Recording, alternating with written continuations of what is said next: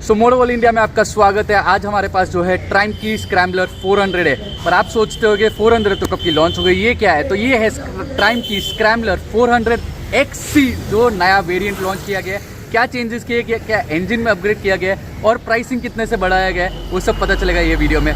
तो stay tune, watch the full video.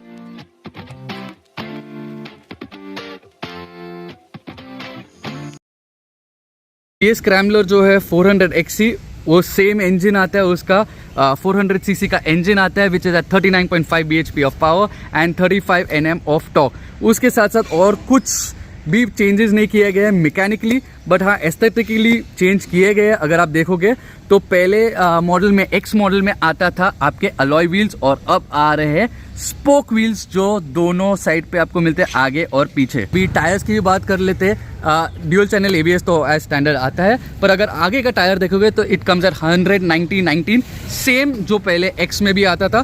Pattern भी same है, टायर भी सेम है। अगर रियर का देखोगे तो पैटर्न और टायर दोनों भी सेम है। Again no changes done over here. ये भी रियर का जो आता है वो आता है 140/80/17 rim size, tyre pattern, everything remains the same.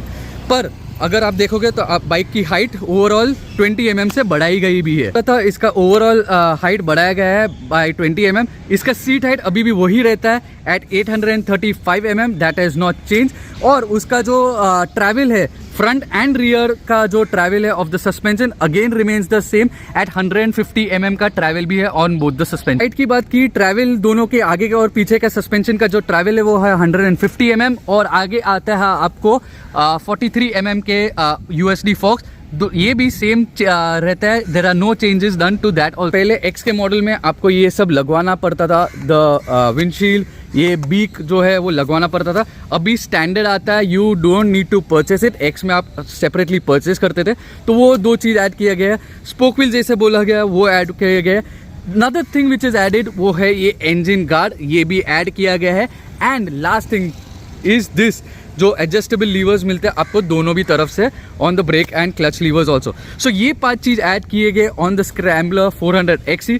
उसके साथ साथ वेट अगर देखोगे तो बढ़ाया गया है इसका वेट बाय 5 kg। हाँ 5 kg से ये वेट बढ़ाया गया है। बट आप सोचोगे अलॉयज से हम लोग आगे अपने ट्यूबलेस, ये है tubeless tyres with the RIMS, तो आप सोचोगे तो वेट घटना चाहिए था, नहीं, पर ये सब एडिशन भी किए गए हैं, उसके लिए वेट बढ़ गया है। पर मेरे हिसाब से रोटेशनल मास जो रहता है वो कम कर दिया है। जैसे टायर्स का होता है वो रोटेशनल मास रहता है from alloy wheels to spoke wheels, वो कम किया गया है बाय 1 kg। वेट बढ़ाया गया है बाय 5 kg। बट चला के पता चलेगा कि कितनी डिफरेंस है चलाने में, क्या वेट पता चल रहा है, क्या वेट कम हुआ लग रहा है। तो ज़्यादा टाइम वेस्ट नहीं करते, बाइक पे जाते हैं और आपको मिलते हैं with the bike riding review shot. चलो तो राइड शुरू करते हैं और टेस्ट करते हैं स्क्रैम्बलर की नई XC वेरिएंट।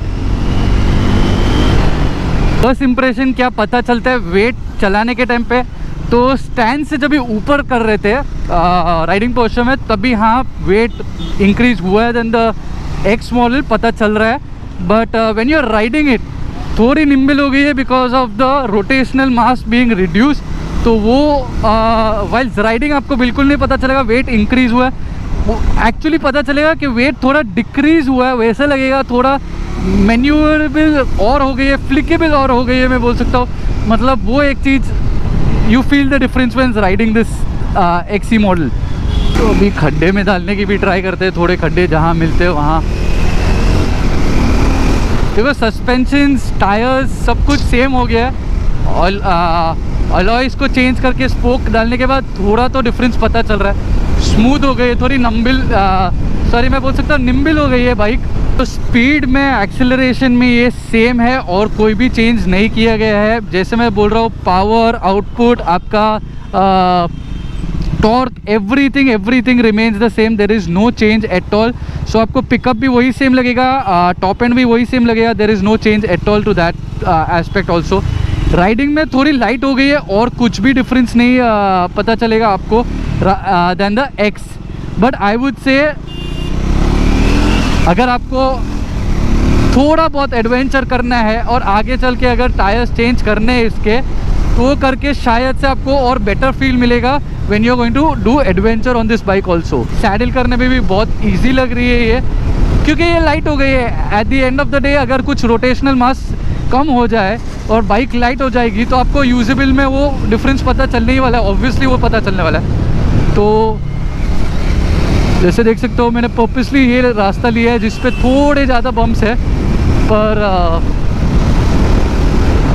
एन्जॉय कर रहा हूँ सीरियसली, ये बाइक को बहुत एन्जॉय कर रहा हूँ वाइल्स राइडिंग इट।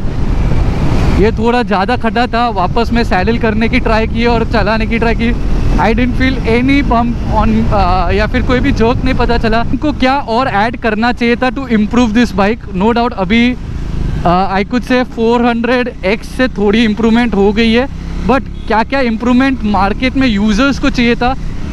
आई वुड से वन वॉज के उन लोग का जो आगे के ब्रेक पैड्स है वो थोड़े बेटर कर देते तो अच्छा होता था, क्योंकि बहुत ज़्यादा राइडर्स का भी फीडबैक आया है पहले से कि ब्रेक पैड्स आगे के बहुत जल्द वोर आउट हो जा रहे हैं।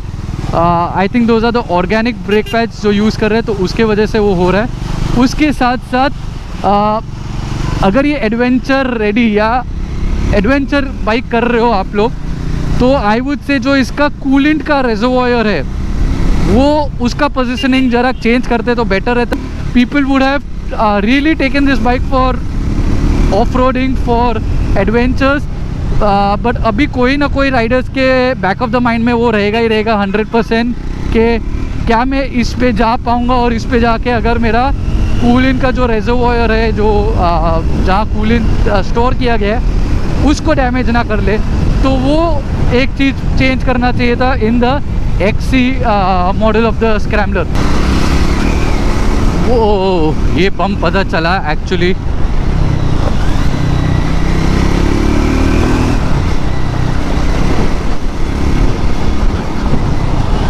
अभी तक जो भी बम्प्स पे से मैं गया हूँ वो इतने पता नहीं चला। सिर्फ वो एक जो था वो बहुत भयानक बम्प था। स्पीड ब्रेकर पे इतना नहीं पता चला है, जब इसके साथ सैडल किया था तभी। ग्लाइड कर रही है एक्चुअली, बाकी जगहों पे ग्लाइड कर रही है, आप बहुत हैप्पीली चला पाओगे ये इसको in the for Indian road. Actually ये बेस्ट बाइक बनी गई है अभी के लिए, इतनी कंफर्टेबल है और इतनी इजीली मैन्यूवर हो रही है कि पूछो मत।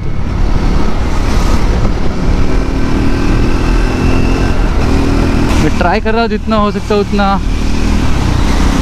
मैं क्यों पानी से भी ले रहा हूँ, क्योंकि देखने के लिए स्प्लैश कहाँ तक आ रहा है as a rider, so to understand that also.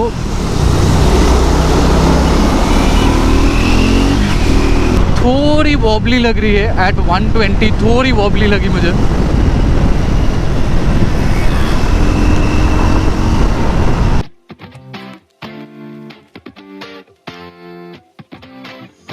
I took a dive, I didn't know I'd fall so deep into your eyes.